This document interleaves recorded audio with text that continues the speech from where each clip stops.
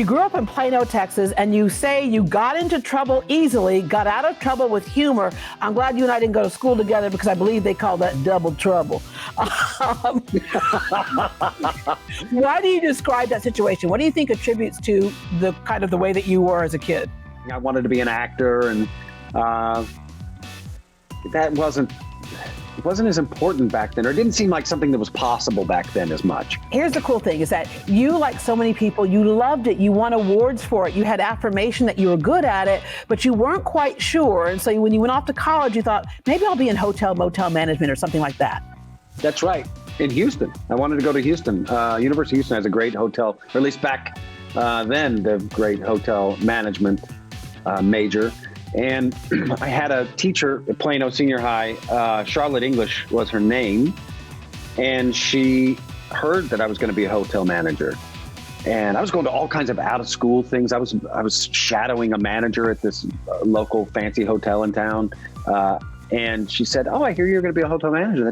That's a terrible idea." I was like, "No, you'll be able to make it." I'm like, "It's so hard. There's so many people better than me." I'm like, "No, you're better than them.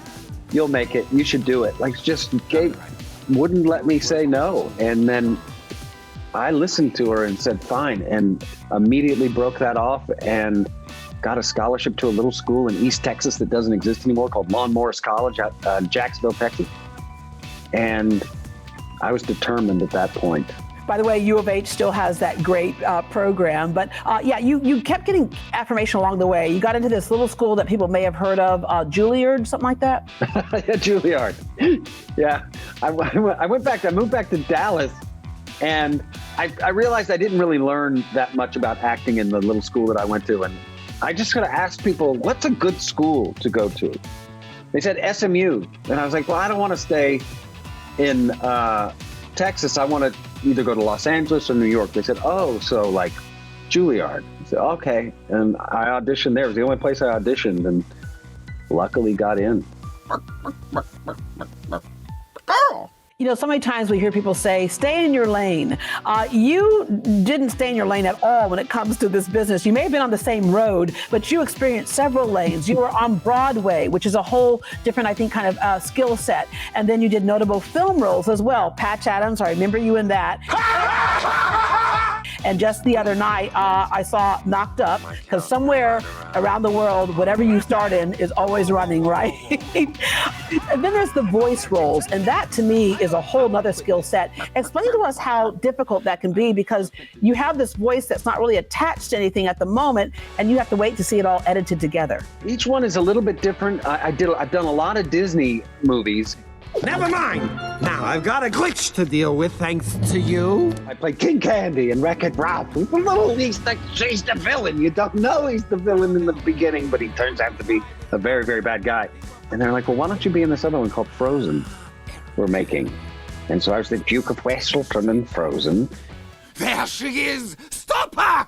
And then they said, this is going well. Why don't you just be something in all of them? You put your voice out there, and then they animate it, and then it comes back, and you see they've taken what you did and they've added to it. And sometimes you'll make just a noise or something. Like the King Candy always made little. He'd always sort of do things. He'd like just make sound, and then they would animate something going on in his environment that would make that noise make sense. So it's a fun back and forth. This is awesome. So now you're doing Resident Alien. I'm an alien who crash lands on Earth, and I don't look like me. I look like this big, crazy 4 arms alien, big eyes. But he crash lands on Earth on his way to kill all of humanity. And luckily crash lands. He takes on the identity of Harry Vanderspiegel. So he has this camouflage where he can look like a human, but he has to learn how to walk and talk. And he watches a lot of Law and Order to figure out how to speak.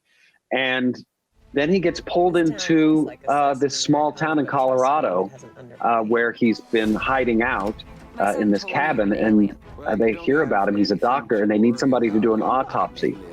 on the local town doctor who was murdered. And so he gets pulled into this murder mystery in town. And meanwhile, he's trying to do his best version of a human and hopefully find his device so he can still complete his mission of killing all of humanity. And there's a lot of humor in it, even though he's have to kill everyone. Well, it makes us ponder some of life's big questions, which kind of is what COVID forced us to do. It's a lot about interconnectivity, about humans, because he takes on this body and he starts to feel feelings, human feelings. He dreams. That's something he had never done before, and so he's learning about humans through the town, the other characters in the town, and also by the experience of being human.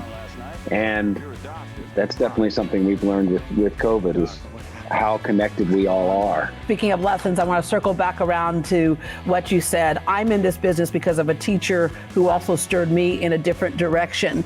And just the importance of our educators, the importance of people around you when you're trying to figure out what you want to do in life, just to ask people and see what they say.